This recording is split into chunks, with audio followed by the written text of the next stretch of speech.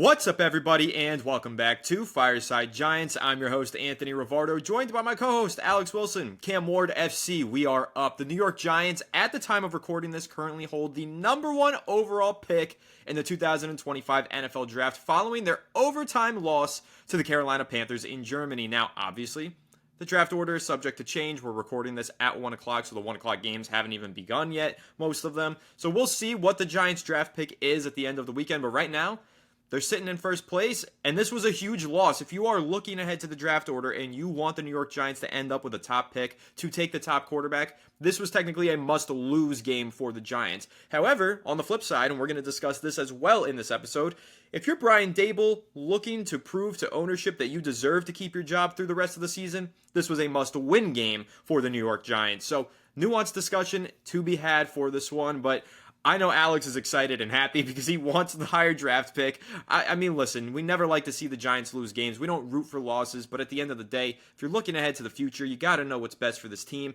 This could have been the Giants' version of last year's Patriots game where they ended up beating the Pats. The Pats picked ahead of them. The Pats took Drake May from them. Instead, they lose to the Panthers, a really bad Panthers team. Speaks volumes to the quality of this roster and how dog shit it truly is. Speaks volumes to how bad Daniel Jones is as a quarterback, and I'm going to get ahead of this right now. I don't want to hear shit from fans saying that Daniel Jones played well. Just because he threw for 190 yards and he ran in for a touchdown and the Giants had a chance to win at the end of the game, I don't want to hear this shit. That is so stupid if you think Daniel Jones played well in this game. They played from behind and barely squeaked one out off the heels of a tremendous rushing performance from the offensive line, first of all, and Tyrone Tracy as well. Daniel Jones played horrible football and handicapped this team throughout the first 3.5 quarters of this game. I don't understand how the Giants are planning to move ahead with him at quarterback. Brian Daboll, he said after the game that he didn't even consider making a quarterback change at halftime. Daboll, you're full of shit. We see right through you. There's no way that that's true. He also said that the third down flea flicker was bad coaching. Man, I don't think it was a good play call, but we had 2 walk-in touchdowns downfield if Daniel Jones just got the ball out of his fucking hands. I mean, Wan'Dale Robinson was open all game. Wan'Dale Robinson should have had like 200 yards and 3 touchdowns. He should have had a Jamar Chase performance in this game, Alex. He was open all day long, and Daniel Jones just couldn't read the field and get the ball to open receivers. This game was painful to watch in the first quarter, and then it just became a nail-biter at the end because are the Giants going to mess up their draft positioning, or are they going to win? Are they going to lose? It was a crazy one, but ultimately, they lose 5 straight losses in a row heading into the bye week. Here we are as New York Giants fans wondering what the future of this team is going to look like, because if there's one thing that's sure as shit, the season is over. I don't want to hear it anymore. Win some games down the stretch and try and sneak into the playoffs. It's not going to happen. You've got your answers. You know what you have on this roster, and you know what you have at quarterback more specifically. So it's time to start planning ahead for the future. There's no reason to keep trotting Daniel Jones out there to lose games. Even if he gives you the best chance to win, you're on a 5-game losing streak. So obviously he's not giving you that good of a chance to win if you keep on losing games. So just make the change, protect your future, don't risk that goddamn injury clause. That will absolutely be devastating for the Giants if Daniel Jones gets injured. I think we have all of our answers. I'm ready to go ahead and hear the Alex Angry Rant, the patented Alex Screamer. Let's hear it, Alex. How are you feeling after the loss? Screamer, I'm freaking elated right now. Are you kidding me? I haven't been this happy in weeks. Do I want the Giants to lose? Of course not. But losing is in the best interest of this team. I said it yesterday on the podcast. I have never been so happy to be a Giants fan in the last 6 years or so. I mean, Tyrone Tracy, that fumble at the end, I don't think he realizes that was the best possible thing he could have done for the future of this team. He just basically put the Giants in a place where we don't have to give up stupid draft capital to go and get a quarterback. Right? If they end up with Cam Ward, so be it. If they like somebody else, we'll cross that bridge when we get there. Now, the only thing I will say is losing games like this, I don't love seeing people lose their jobs, right? I don't love seeing people lose their jobs. I don't love seeing people, have to rearrange where they live and work. And it sucks from a humanitarian perspective. But when you lose games like this, maybe they deserve to lose their jobs. You know what I mean? Like, competent coaching staffs, competent teams, competent management, they don't lose games like this, guys. The Giants just lost to the Panthers. The Panthers are one of the worst rosters I think I've ever seen, right? Like, look, straight up, they have 0 pass rush. Their offensive line is okay. They have 0 receivers. Adam Thielen's injured. They lost, Deontay Johnson in the trade deadline. They have Chuba Hubbard. Like, that's the only guy that has any sort of legs. Like, they won this game despite the fact that the Giants had, by the way, one of the best offensive line performances we've seen this season. Their pass protection was phenomenal. And shout out to Evan Neal, what a great game. Now, I want to make one thing very clear, and I said it yesterday. Evan Neal, this was a confidence booster for the Giants when it came to their kind of offensive tackle situation. They went out and they gave Jermaine Luminor and Evan Neal a chance to go out and really succeed against a bad Panthers pass rush. Gain some confidence, gain some momentum, and I think that was exactly what they accomplished. And this is a great stepping stone for Evan Neal, coming off weeks of just development behind the scenes, getting a good game under his belt, building some confidence and some good tape. This is exactly what the Giants wanted from their right tackles now in his third season, just fighting to stay alive in this equation. So they got the job done there. They did exactly what they needed to do, get him back in the fold, and he performed well. Hopefully he can continue to compound good days after the bye week. But there's no more excuses for Daniel Jones, guys, right? I'm elated right now. Daniel Jones just showed you who he is. He had 54 passing yards in the first half of this game. He couldn't hit the broadside of a barn. I watched him sail a pass over Malik Nabers' head on the first drive, 10 yards over his head, $40 million for that type of accuracy. Unbelievable levels of incompetence. You have Nabers on the field. You have all your playmakers on the field except for Slayton.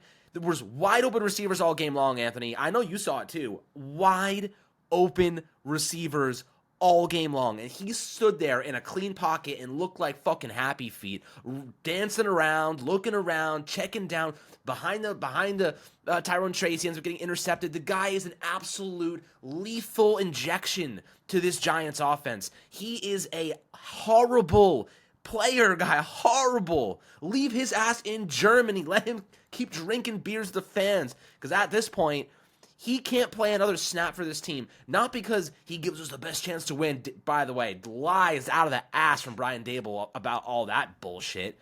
Absolute bullshit.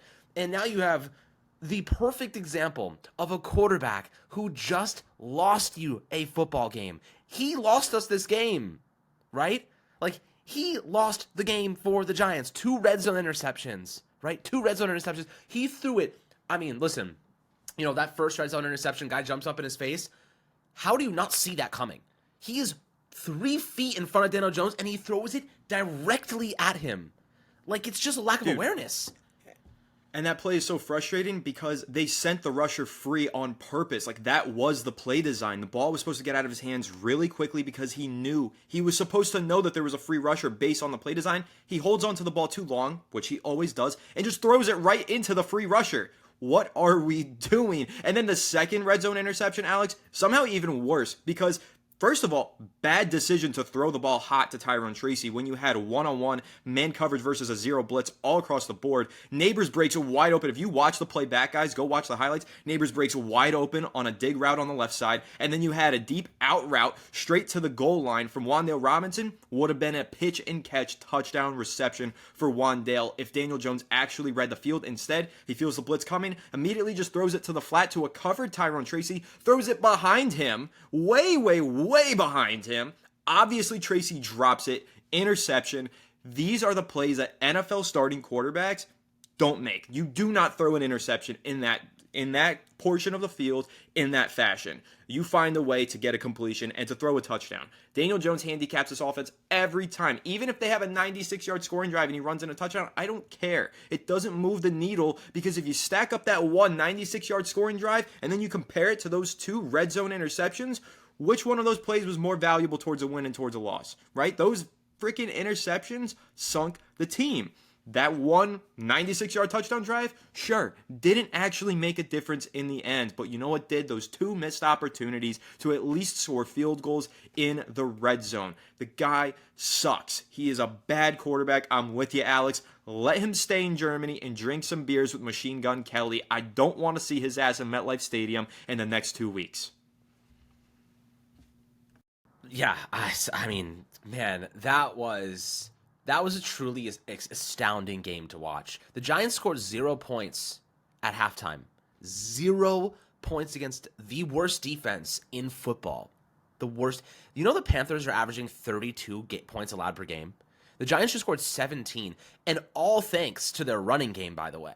All thanks to Tyrone Tracy. Daniel Jones didn't do jack shit in this game to do any. 2 interceptions, a rushing touchdown, right? I mean, might as well just turn the guy into a fucking running back at this point because all he can do is run the football. He runs the ball hard. You know what I mean? Like, And the defense couldn't stop a fucking nosebleed. You know what I mean? Like, they were letting them run all over. Chuba Hubbard signs a big contract, has the best game of his career the week after. Like, this is New York Giants football. Now, Anthony, we have to have a very real conversation right now about Brian Daboll and this coaching staff.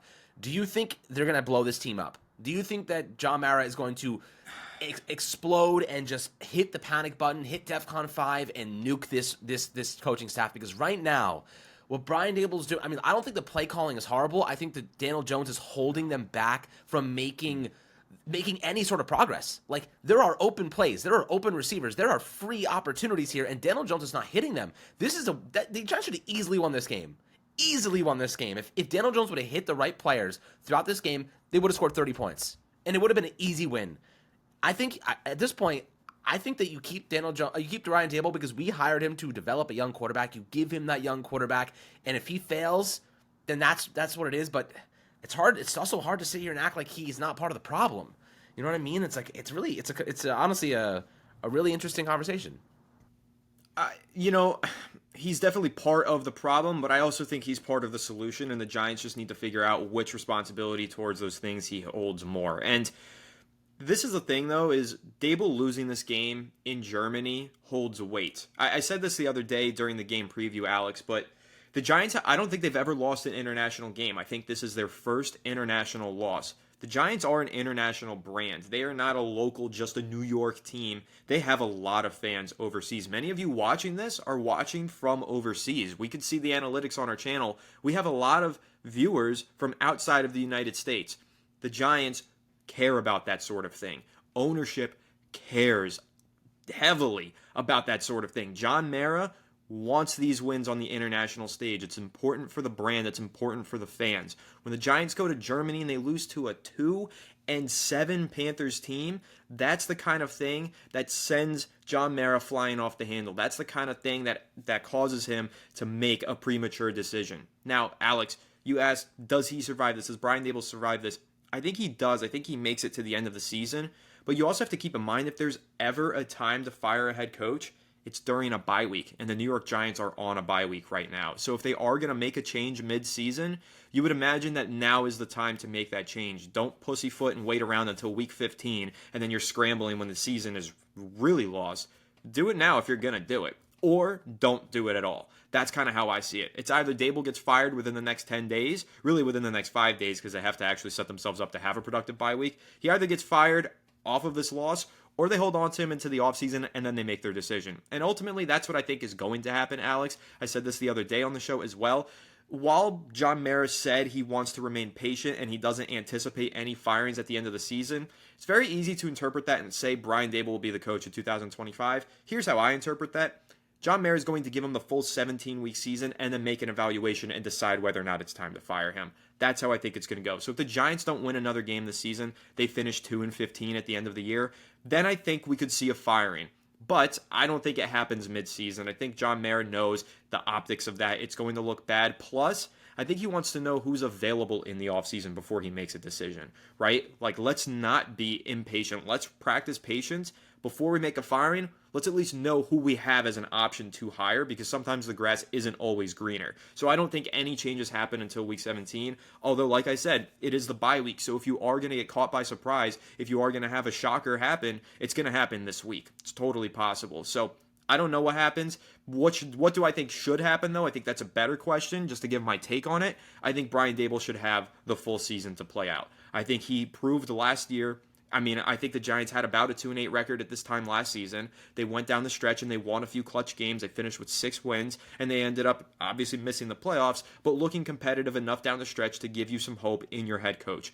Give Brian Daboll the opportunity to repeat that. I think he's earned at least that much. And I think that it's very obvious to even casual football fans that the Giants just have a quarterback holding them back. Brian Daboll calls good plays. The Giants have some decently talented players on both sides of the ball.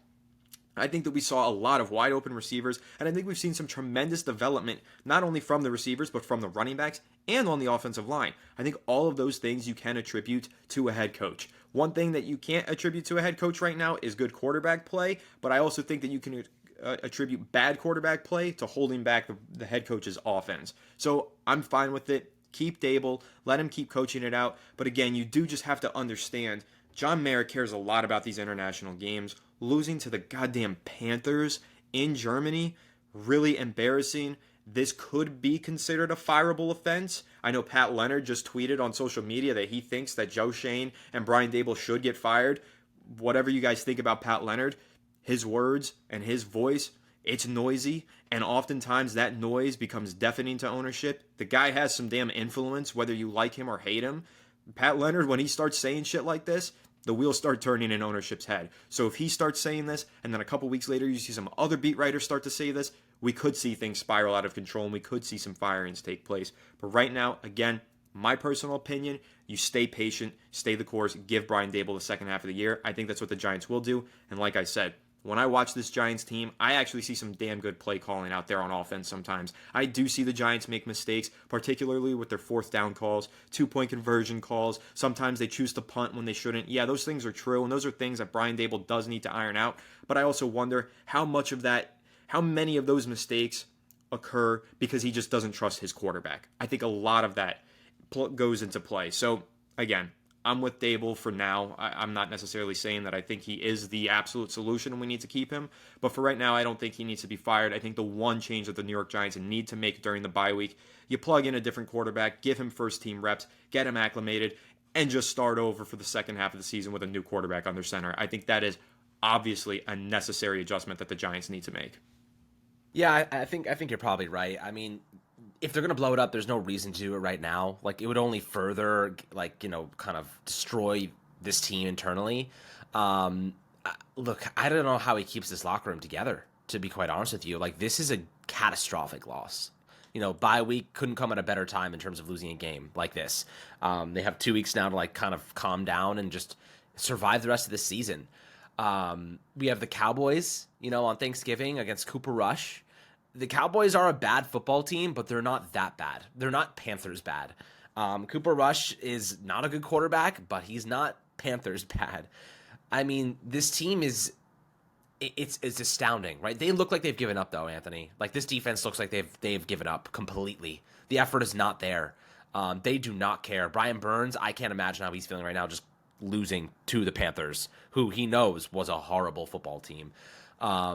The entire team knows, whether they acknowledge it, verbally or not, that this team is being held back by their quarterback. The defense is not trying because they know the second that they're down in football games, Daniel Jones isn't going to win them any games. He can't fight back. 10-point deficit to the Carolina Panthers is basically 0-0. Like, that's how bad they are. The Giants, however, can't come back from that. Like, they simply can't, whether it's interceptions or fumbles or bad play call. I don't know. It's a variety of things, but I mean, if there's anyone else out there that still thinks Daniel Jones is the truth, God bless you, man. Like, I have so much respect for you because you are to the death with your take.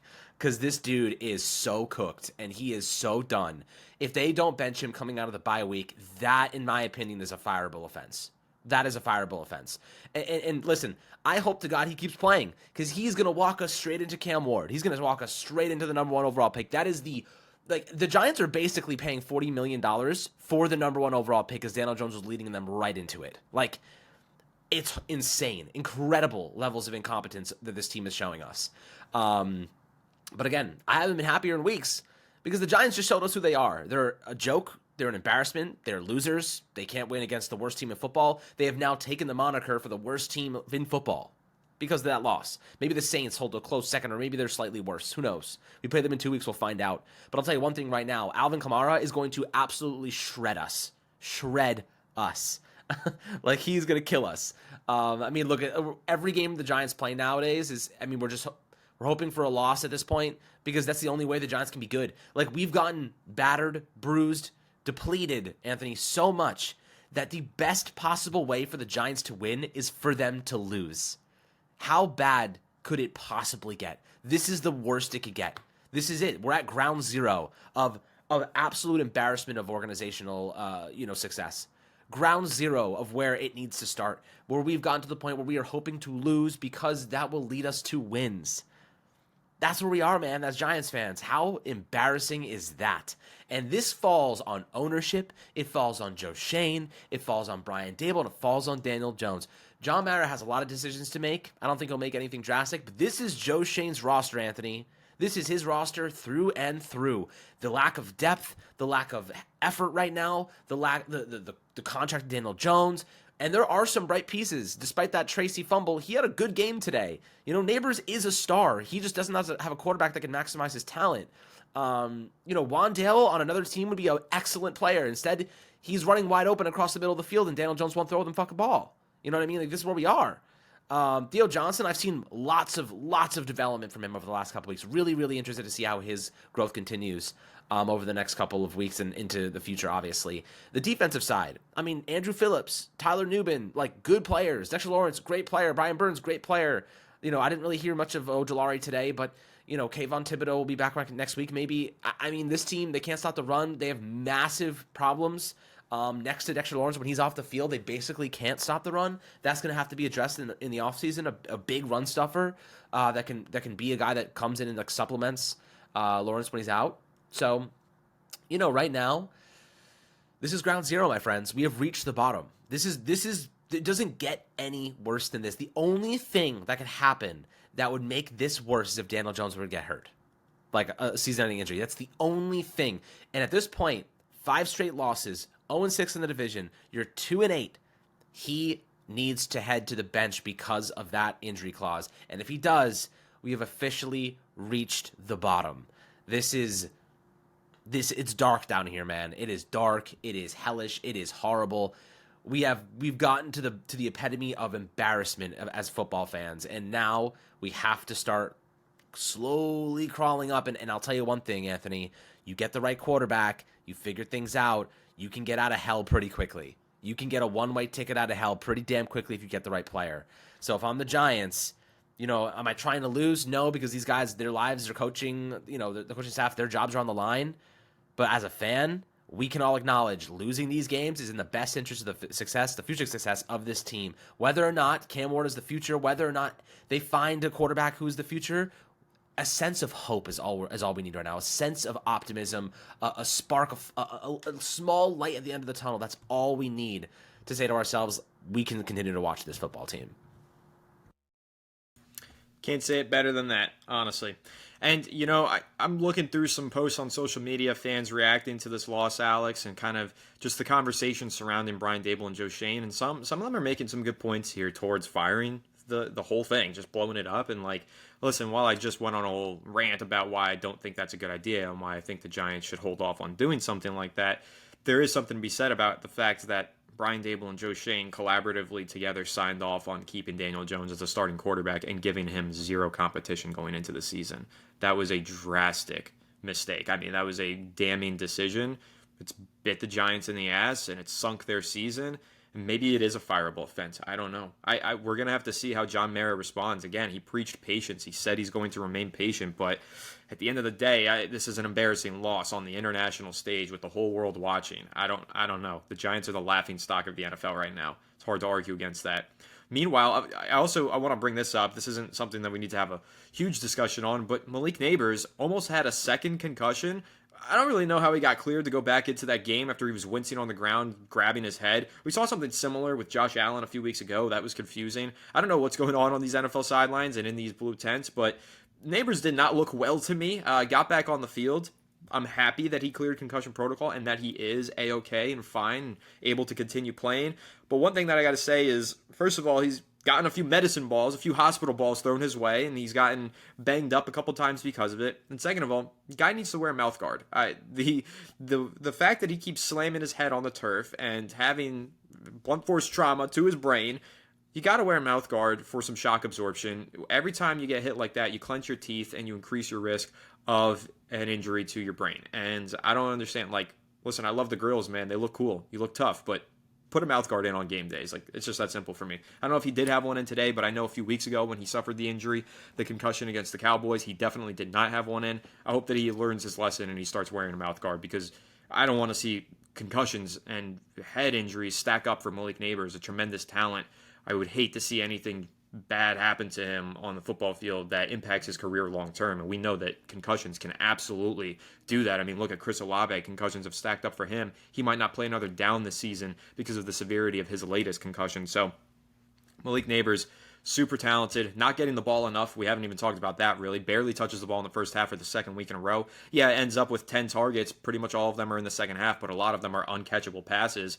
We got to find a way to get this kid more involved, and he also needs to find a way to protect himself better because he's getting banged up almost every week with a high volume of workload that he had through the beginning of the season. One thing, Alex, that maybe we probably also haven't talked about enough, the Giants' run defense, not being able to stop a nosebleed. You mentioned something in there, actually. You said that one of the things the Giants need to prioritize this offseason is adding a second defensive tackle. Now, I'm going to say this.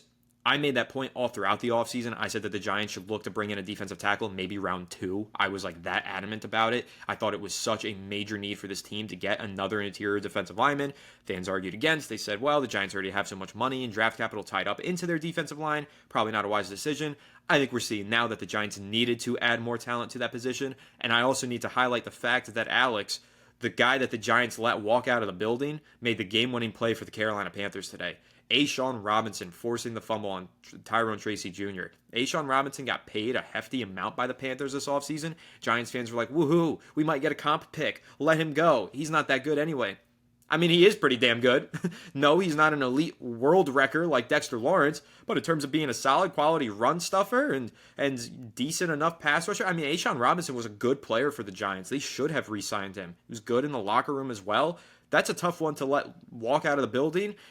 Honestly, Alex, I mean, the Giants are probably hoping to see Brian Burns make a game-winning play against his former team today. Instead, it's A'Shawn Robinson makes the game-winning play against his former team. The revenge game that nobody anticipated. A'Shawn Robinson revenge game makes the game-winning forced fumble against the Giants. That's actually sad. It's pathetic. It's actually laughable. What a joke the Giants are. But no, I thought that was the perfect play to highlight another one of the Giants' critical mistakes and issues in the offseason. They don't know how to evaluate their own talent, so they let guys walk in free agency. They don't know how to evaluate the talent that's left over on the roster, so they don't address a major position of need. And there you go. The guy who walked away loses them a game, wins it for the other team. I thought that was crazy. I want to get your take on that, what your thoughts are on that play from A'Shawn Robinson and how it highlights the Giants once again failing to bolster a position of major weakness in the offseason. Again, I'm going to say again, this is Joe Shane's team. You know what I mean? Like he has built a shit team. What more is there to say? You know what I mean? Like he has cleaned up the salary cap. That is it. That is it. You know what I mean? Like, and even then we can't spend money at times because of Daniel Jones' contract. They don't restructure it. They can't restructure it. Don't ever touch that contract, please. Just get rid of him. You know, like this is his team, ground up. Every player except for DJ, who is his player because he extended him, right? Like, let's be honest. So the lack of depth in the offensive line, the lack of depth in the trenches on the defensive side, stopping the run, the lack of depth in the secondary, the lack of starting talent in the secondary, he has built a horrible roster. He's built a bad roster. Let's be honest, right? What more do you have to see? You know what I mean? Like, he's built a bad football team. The only thing that could happen, the only thing that will save Joe Shane's job is if he gets a quarterback that makes this team competitive and the defense starts to play better because they have something to fight for. They have reasons to want to win. The offense is fighting, staying on the football field, you know, churning out clock, scoring, explosive plays. I watched Daniel Jones throw the ball downfield a couple times today. Wasn't even close. Wasn't even close on any of his throws. None of them. There was barely any throws that he had in intermediate range that were close. You know, like even the short ones were off target. Like he was abysmal today. One of the worst quarterback performances I've seen from him, and that's not saying much. You know what I mean? Like that's not saying a lot because he's horrible. That was one of the worst quarterback performances I've seen in my whole life because there was open receivers. The offensive line looked tremendous, and he couldn't stand there in the pocket and make accurate throws and give his guys a chance to make a play. Couldn't do it. And there were open guys all game long, and he couldn't hit them. Can't get through his progressions. Like, the guy is a freaking robot, you know? I mean, this is Joe Shane's team, right? We know this. This blame for this roster, lack of depth at certain spots, falls on his shoulders. Nobody else's. His shoulders. So, if you want someone to blame for that, time to blame Joe. And I think that, like I said, if they keep Joe Shane and Brian Daboll this offseason, for next year, if they keep them and give them another shot at keeping to build this team, they need to draft the right quarterback. the entire future of this organization depends on picking the right quarterback, right? They could turn things around quickly, but this is a weak quarterback class, guys. Very weak quarterback class. I am very, very concerned that they don't know how to build a winning organization. Not concerned. I have zero faith that they can build a winning team. None. They need to surprise us, right? Like, I don't have any faith that they can build a winning team because they have proved at every single turn that they cannot build a winning team. The first year was a mirage, an anomaly. The league caught up after one season, just like they caught up to Pat Shurmur, just like they caught up to Joe Judge. They figured him out. And now the Giants, same thing through all of them, have the same quarterback and his limitations. And the league already knows how to stop him. So you get a new quarterback, maybe the league doesn't know, maybe you have a successful, maybe you can prolong the inevitable of being fired. Maybe that quarterback saves you. That's just how it's going to be.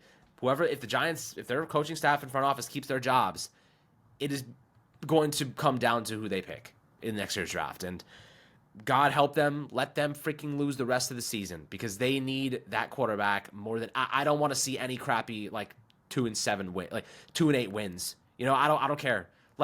That's the truth, Anthony. I hope this team loses every single game this year so we can have success in 2025 and beyond. That's where I am as a fan. Right? And I think most people are in the same boat. We saw it happen last year. We were like, let's try to win. And they won and didn't get the quarterback. And now we're here again, same situation. And this time we lost. And I couldn't be more fucking elated.